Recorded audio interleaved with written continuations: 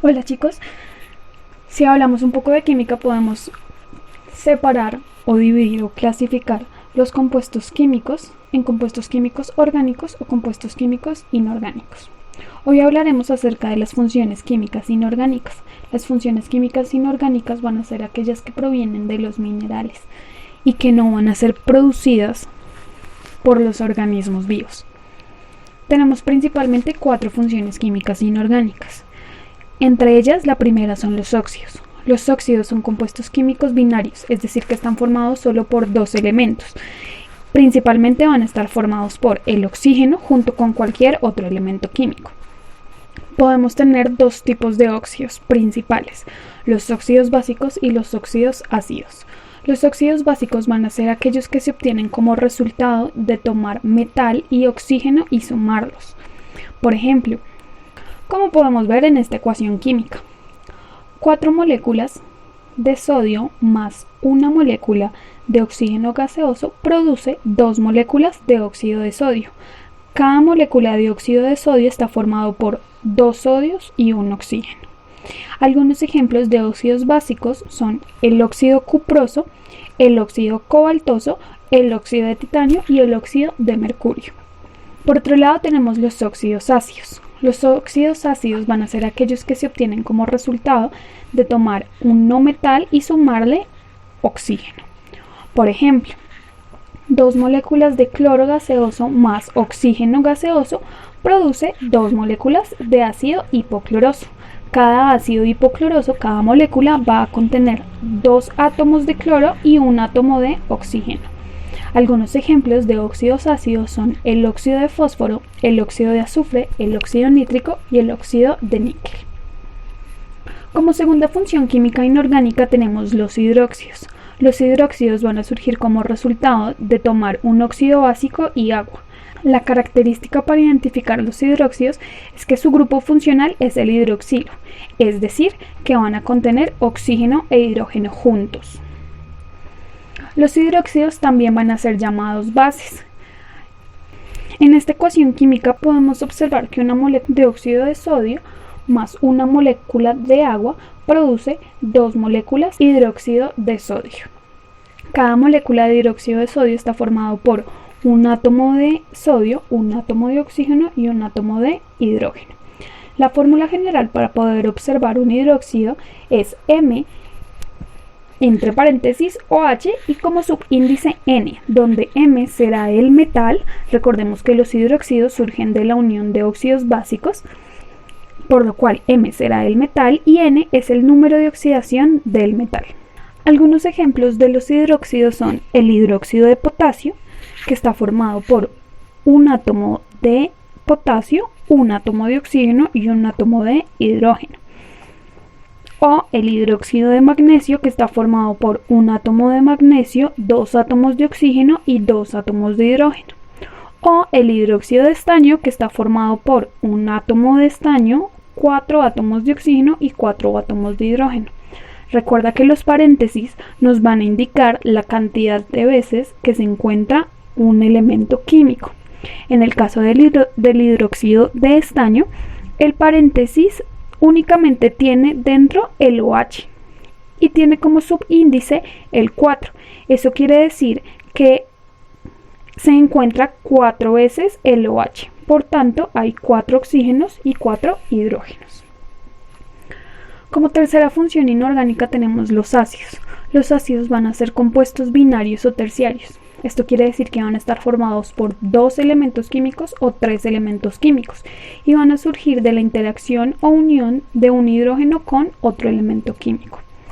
Podemos tener 2 tipos de ácidos, los ácidos hidrácidos y los ácidos oxáceos. Los primeros, es decir, los ácidos hidrácidos, van a resultar de la combinación de un no metal con el hidrógeno. Por ejemplo, según esta ecuación química, tenemos que una molécula de hidrógeno más una molécula de cloro produce 2 moléculas de ácido clorhídrico. Cada ácido clorhídrico contiene un átomo de hidrógeno y un átomo de cloro. Algunos ejemplos de los ácidos hidrácidos son el ácido fluorhídrico, el ácido bromhídrico y el ácido yodhídrico. Si puedes observar alguna forma de identificar cuáles son los ácidos hidráceos, es porque su nombre finaliza con el sufijo hídrico. Por otro lado, tenemos los ácidos oxáceos.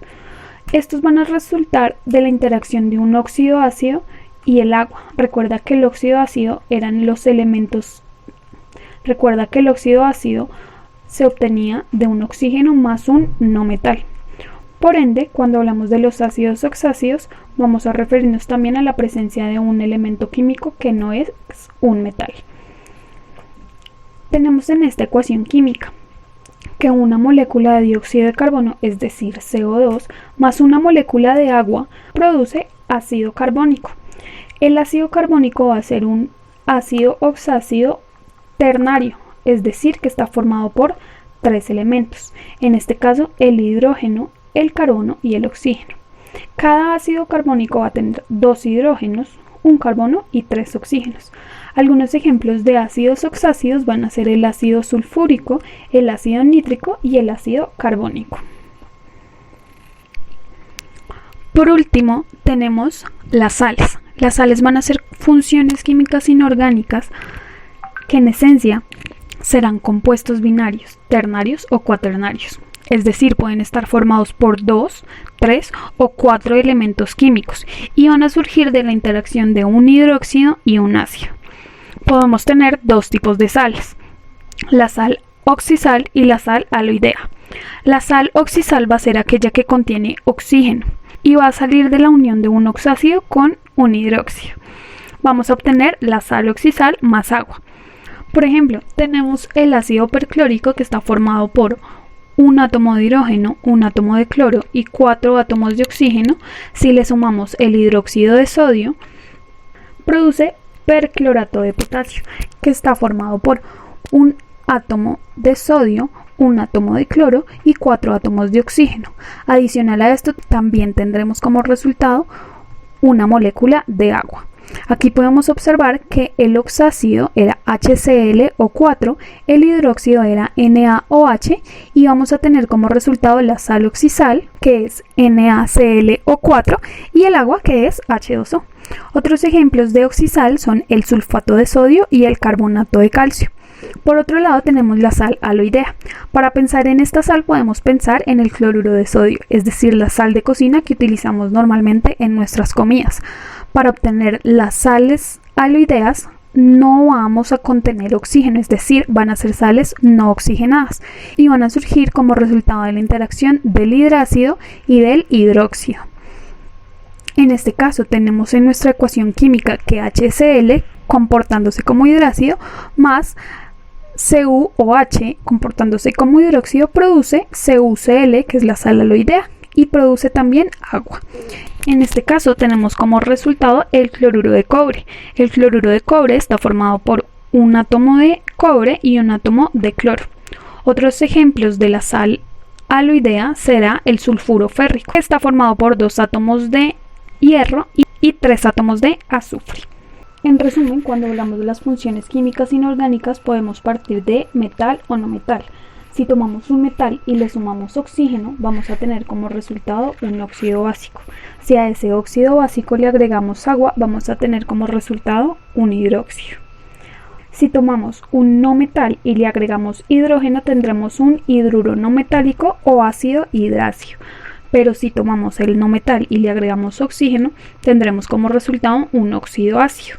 Si a ese óxido ácido le agregamos agua, tendremos como resultado el ácido oxáceo.